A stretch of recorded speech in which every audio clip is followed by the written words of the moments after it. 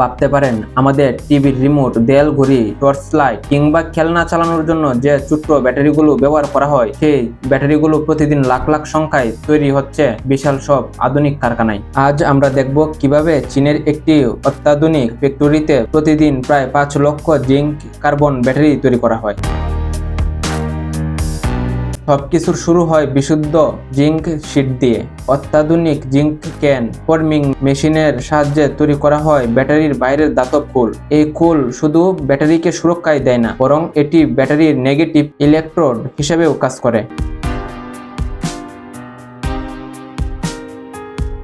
এরপর জিঙ্ক ক্যানগুলো কনভেয়ারে লাইনের মাধ্যমে সক্রিয়ভাবে পরবর্তী ধাপে চলে যায়। এখানে অটোমেটিক ফিলিং মেশিন প্রতিটি ক্যানের ভেতরে নির্ভুল পরিমাণে ম্যাঙ্গানিজ ও কার্বনের মিশ্রণ ভরে দেয়। প্রতিটি মেশিনের গতি এতটাই দ্রুত যে কয়েক সেকেন্ডের মধ্যে শত শত ব্যাটারি পূরণ হয়ে যায়। এই ব্যাটারি তৈরির প্রধান উপাদান হলো zinc, manganese, die oxide, carbon powder এবং বিভিন্ন ধরনের রাসায়নিক উপাদান। প্রথমে বড় বড় মিক্সিং মেশিনে ম্যাঙ্গানিজ, ডাই অক্সাইড ও কার্বন পাউডার নির্দিষ্ট অনুপাতে মিশিয়ে তৈরি করা হয় বিশেষ এক মিশ্রণ। এই মিশ্রণই ব্যাটারির ভেতরের বিদ্যুৎ উৎপাদনের মূল ভূমিকা পালন করে।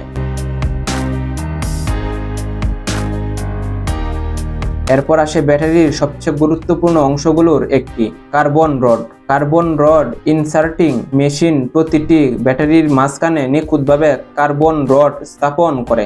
এই রড ব্যাটারির পজিটিভ টার্মিনাল হিসেবে কাজ করে এবং বিদ্যুৎ প্রবাহে গুরুত্বপূর্ণ ভূমিকা রাখে।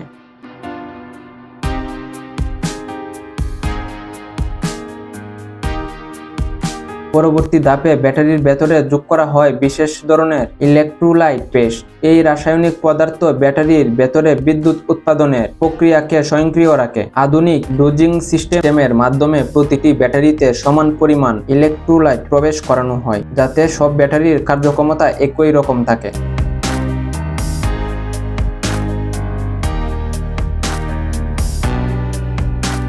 এরপর সিলিং মেশিন ব্যাটারির মুখ সম্পূর্ণভাবে বন্ধ করে দেয়। এই ধাপটি অত্যন্ত গুরুত্বপূর্ণ, কারণ সামান্য ফাঁক থাকলেও রাসায়নিক পদার্থ বের হয়ে যেতে পারে এবং ব্যাটারি নষ্ট হয়ে যেতে পারে।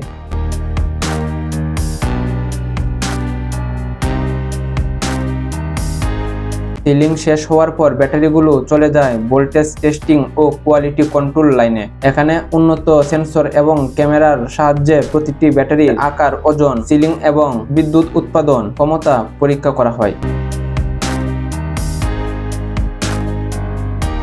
কোনো ত্রুটি ধরা পড়লে সেই ব্যাটারিকে সঙ্গে সঙ্গে আলাদা করে ফেলা হয়। সব পরীক্ষায় উত্তীর্ণ ব্যাটারিগুলো এরপর হিট স্প্রিং লেবেলিং মেশিনে যায়।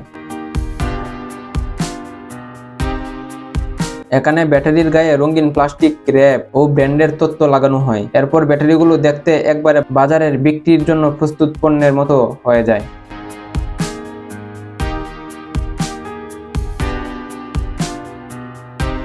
অবিশ্বাস্য হলেও সত্যি, এই পুরো প্রক্রিয়ার বেশিরভাগ কাজেই মানুষ নয়, বরং স্বয়ংক্রিয় মেশিন সম্পন্ন করে। ফলে খুব কম সময়ে বিপুল পরিমাণ ব্যাটারি উৎপাদন করা সম্ভব হয়।